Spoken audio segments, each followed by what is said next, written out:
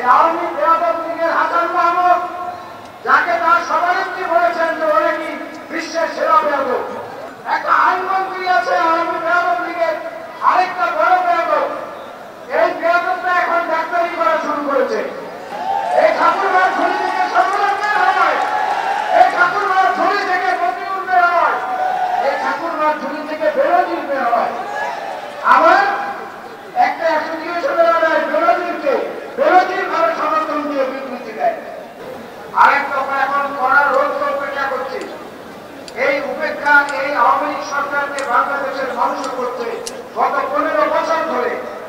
তারপরেও নির্লজ্জ বেহায়ার মতো জাতির ঘাড়ে চেপে বসা এই জগৎর মতন সরাতে হবে। না সরালে বাংলাদেশ আওয়ামী বেয়াদব লীগের যে অসংখ্যগুলো আছে, এই আওয়ামী বেয়াদব লীগের হাসান মাহমুদ, যাকে তার সভানেত্রী বলেছেন যে ওরা কি বিশ্বের সেরা বেয়াদব। ও প্রতিদিন যা বলে এক এক সময় ইচ্ছা করে সেই ভারতীয় ছবিতে দেখতাম উকিলের জুতা উঠে যায়, যে জুতা পিটা করে আবার জুতার মালিকের কাছে ফেরত আসে। যদি সম্ভব হতো সেইটা করতাম।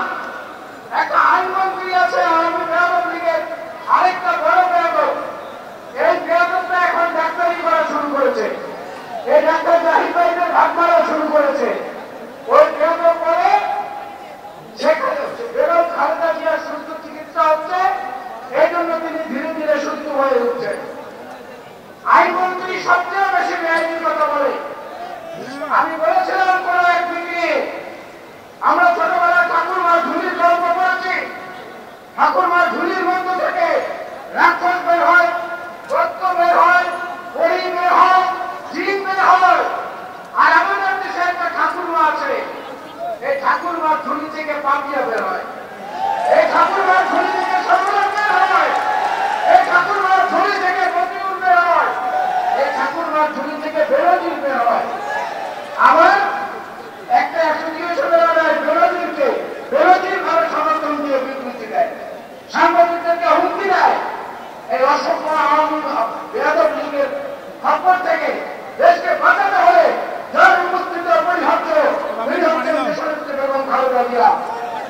আমি যদি সরকারকে প্রশ্ন করি, দেশনেত্রী বেগম খালেদা জিয়ার বিরুদ্ধে মামলা দিলেন কেন, সরকারের জবাব তাকে আটক করবার জন্য। যদি প্রশ্ন করি তাকে আটক করবেন কেন, কারণ দেশনেত্রীকে আটক না করলে গণতন্ত্রকে আটক করা যাবে না।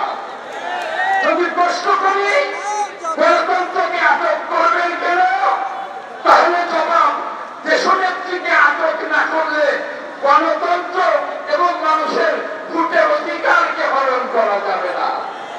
যদি প্রশ্ন করি দেশনেত্রী বেগম খালেদা জিয়াকে সাজা দিলেন কেন, সরকারের জবাব যে দেশনেত্রীকে সাজা না দিলে যদি অবাধ এবং নিরপেক্ষ নির্বাচন হয় তাহলে বিএনপি জনগণের ভোটে ক্ষমতায় যাবে, আমাদের পরাজয় হবে। সেই জনগণের পরাজয় আমরা মেনে নিতে পারবো না। এরকম অনেক প্রশ্নের অনেক জবাব সরকারের কাছে আছে, যা জনগণের জবাব নয়, সরকারের ফ্যাসিবাদী কর্তৃত্বের জবাব। একটা একটা করে প্রশ্ন করে একটা একটা করে জবাব চাইতে পারতাম।